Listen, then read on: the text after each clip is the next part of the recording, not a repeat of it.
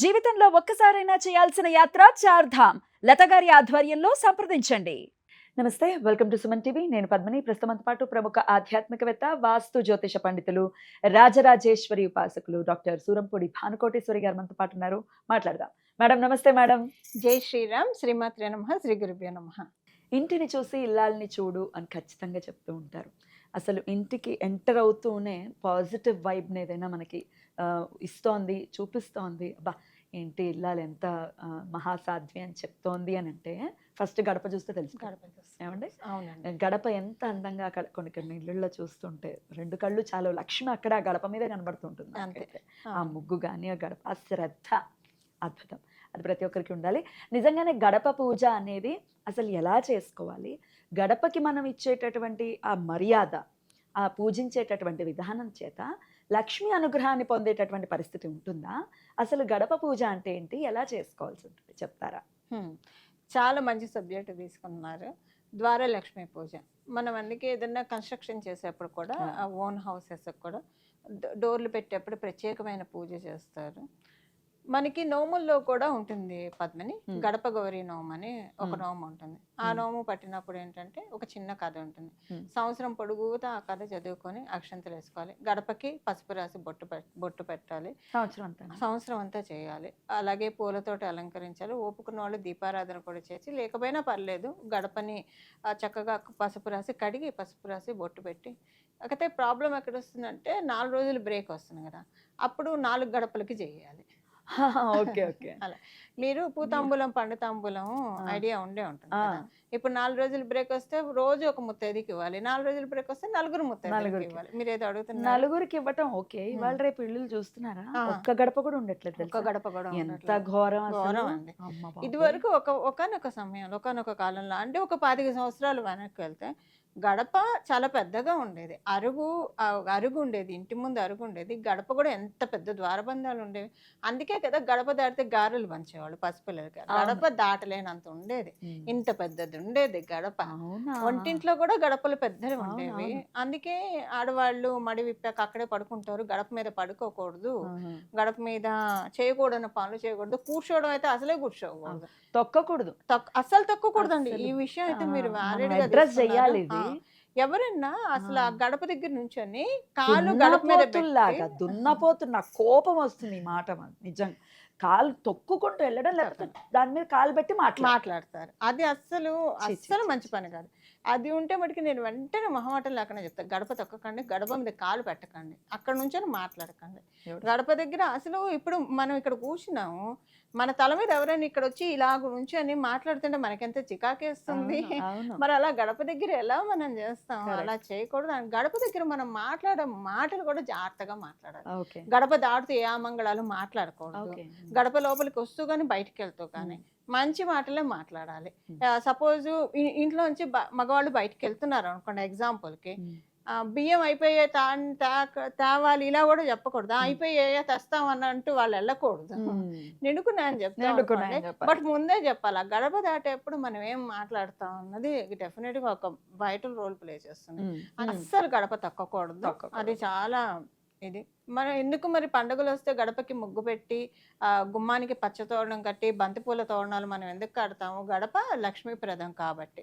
అలాంటి లక్ష్మీప్రదం. ఇంకొకటి, మనం ఇంట్లోకి గడప దాటి లోపలికి వస్తున్నప్పుడు, ఇది వరకు కాలంలో అయితే అక్కడ బయటే నీళ్లు ఉండేవి, కాళ్ళు కడుక్కునే గడప దాటి లోపలికి వచ్చేవాళ్ళు. సరే, ఇప్పుడు లోపలికి వచ్చినా అక్కడ కాళ్ళు కడుక్కుంటారు అనుకోండి, బాత్రూంలోకి బాల్కనీలోకి వెళ్ళి, అది వేరే సంగతి కానండి. గడప బయట నెగిటివ్ ఎనర్జీస్ అన్ని బయట ఉంటాయి. గడప దాటి లోపలికి రాకుండా మనం గడపని ప్రొటెక్ట్ చేయాలంటే ఫస్ట్ అక్కడ లక్ష్మీ అమ్మవారి తత్వాన్ని ఆవాహన చేస్తేనే కదా. లేకపోతే ఒక వస్తువులాగా మనం అది జస్ట్ ఒక తలుపు లాగానో లేకపోతే ఒక సోఫా సెట్ లాగానో గడపని ట్రీట్ చేయడానికి లేదు.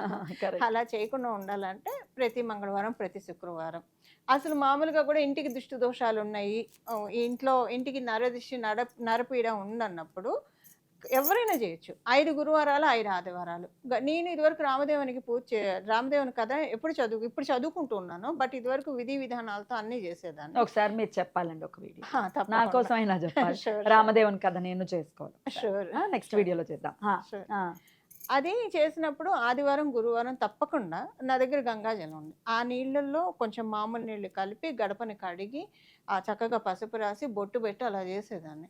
అసలు ఎంత మంచి రిజల్ట్స్ ఉంటాయంటే పద్మిని, చాలా బాగుంటుంది. అసలు ముందు ఆ రోజే మన ఇంట్లో చాలా పాజిటివ్ వైబ్స్ చూస్తాం. అలానే అది అలవాటైపోయి నాకు ప్రతి గురువారం, ప్రతి ఆదివారం అదే గడపకి పసుపు రావడం అలవాటు. ఇప్పుడు అంటే ఒక్కొక్కసారి ఓపీలో అయితే ఆదివారం కాకపోతే గురువారం, ఒక వారానికి ఒక్క రోజు అయితే కంపల్సరీ మనం గడపని కడుక్కొని రాసుకోవడం ఉంటుంది. లేదా శుక్రవారాల్లో అయినా చేయొచ్చు, మంగళవారం, శుక్రవారం. కానీ ఇచ్చేస్తే ఇంకోటి మనకి గడప రాహు భగవానుడిని సూచిస్తుంది. అందుకే పొద్దున్నే లేచినప్పుడు గడప మీద కాస్త నీళ్లు జల్లితే, కనీసం మనం తుడిచి ఇచ్చేయాలని అలా నీళ్లు జల్లినా కూడా మన మైండ్ కామ్ డౌన్ అవుతుంది. యాంగ్జైటీ ఇవి పెరగకుండా, ప్రెషర్స్ చాలా ఉన్నాయి కదా. ఒకప్పుడు జీవన విధానం వేరు, ఇప్పుడు జీవన విధానం వేరు. ఒకప్పుడు జీవన విధానంలో అంత ప్రెషర్స్ ఉండేవి కాదు. ఏదో మగవాళ్ళు బయట పనులు చేసుకొచ్చేవాళ్ళు, ఇంట్లో ఆడవాళ్ళు ఇంట్లో పనులు చేసుకునే వాళ్ళు, అలా సాగిపోయేది వాళ్ళ జీవితాలు. బట్ ఇప్పుడు రోజు పెరుగుతున్న కొద్దీ కాంపిటీషన్ పెరిగిపోయి ప్రెషర్స్ ఎక్కువైపోతుంది. ఇలా చేస్తే కనుక ప్రెషర్ కమ్ డౌన్ అవుతుంది. మామూలుగా జన్మజాతకంలో రాహు యొక్క దోషాలతోటి ఇబ్బంది పడుతున్న వాళ్ళు గడపకి రోజు పూజ చేస్తూ ఉంటే కనుక అవి కమ్ డౌన్ అవుతాయి. రాహు భగవానుడు అమ్మవారి దగ్గర తల ఉంచుతాడు. ఆయన ఎవరి దగ్గర తల ఉంచడు, అమ్మవారి దగ్గర తల ఉంచుతాడు. గడప గౌరీ కాబట్టి గడప గౌరీగా భావిస్తూ మనం రోజు చేసుకుంటే, రోజు చేయకపోయినా వారానికి ఒక్కసారైనా సరే చేస్తూ ఉంటే కనుక డెఫినెట్ గా కమ్ డౌన్ అవుతాయి పద్మిని. ఓకే ఓకే, అద్భుతం అండి. ఖచ్చితంగా గడప గౌరీ వ్రతంలాగా కూడా చాలా మంది చేస్తూ ఉంటారు సంవత్సరం పొడుగునా. ఇప్పుడు మీరు అన్నారు కదా ఇందాక, సంవత్సరం పొడుగునా ఒకవేళ చెయ్యాలి అనుకున్న వాళ్ళు అడ్డొస్తే 4 గడపలకు చేయాలి. 4 గడపలు ఇప్పుడు అవైలబిలిటీకి లేదు, అప్పుడు ఏం చేయాలి మరి? అప్పుడు 2 గడపలన్నా ఉంటే 2 గడపలకి ఇప్పుడు 2 రోజులు చేస్తారు అనుకోండి, 3 రోజులు సరిపోతుంది. 4 సార్లు రాసి కూడా ఉండట్లేదు, 2 సింహద్వారానికి మాత్రమే ఒకటే ఉన్నప్పుడు ఇంకెక్కడికైనా వెళ్ళినప్పుడు ఎవరింటికైనా వేరే గడపకైనా పక్క వాళ్ళ గడపనైనా హైర్ చేసుకోవచ్చు, చేసి అలాగైనా పర్వాలేదు రాయొచ్చు. అలా రాయొచ్చు. మన చుట్టాలు ఇంటికి వెళ్ళినప్పుడు అక్కడ ఏమైనా 4 గడపలు ఉంటే వెంటనే రాసేయచ్చు. అలా చేసుకుంటే చాలా బాగుంటుంది. దాని ఉద్యాపన కూడా 2 మంగళసూత్రాలు ఇస్తారు. మంగళసూత్రాలు కొనాలి, కొని ఇవ్వాలి ఉద్యాపన. ఒక ముత్తైదు స్త్రీని పిలిచి బంగారపు మంగళసూత్రాలు, బంగారపు ఒక 1 గ్రాముల మనం చేయమంటే కంసాల వాళ్ళు చేసిస్తారు. అంటే ఎవరి శక్తిని అనుసరించి వాళ్ళు చేయొచ్చు. చిన్న చిన్నవి అమ్ముతారు, నోము మంగళసూత్రాలను అమ్ముతారు ఉంటాయి. అవి తీసుకొని అవైనా ఇవ్వచ్చు, శక్తి ఉన్న వాళ్ళు పెద్దవైనా ఇవ్వచ్చు. అది ఎలాగైనా ఉద్యాపన చేసుకున్నప్పుడు చీర పెట్టి దాంట్లో రవికల గుడ్డ పెట్టి దాని మీద సుమంగళి ద్రవ్యాలు పెట్టి ఇది పెట్టి ఉద్యాపన చేసి భోజనం పెట్టాలి. అసలు ఇదివరకు కాలంలో ఉద్యాపన అంటే వాళ్ళకి తలంట్లు పోసి, మంగళహారతి తిప్పి తలంటి పోసి, వాళ్ళకి కొత్త వస్త్రం ఇచ్చి కట్టుకోమని వాళ్ళకి భోజనం పెట్టి అప్పుడు ఇచ్చేవాళ్ళు.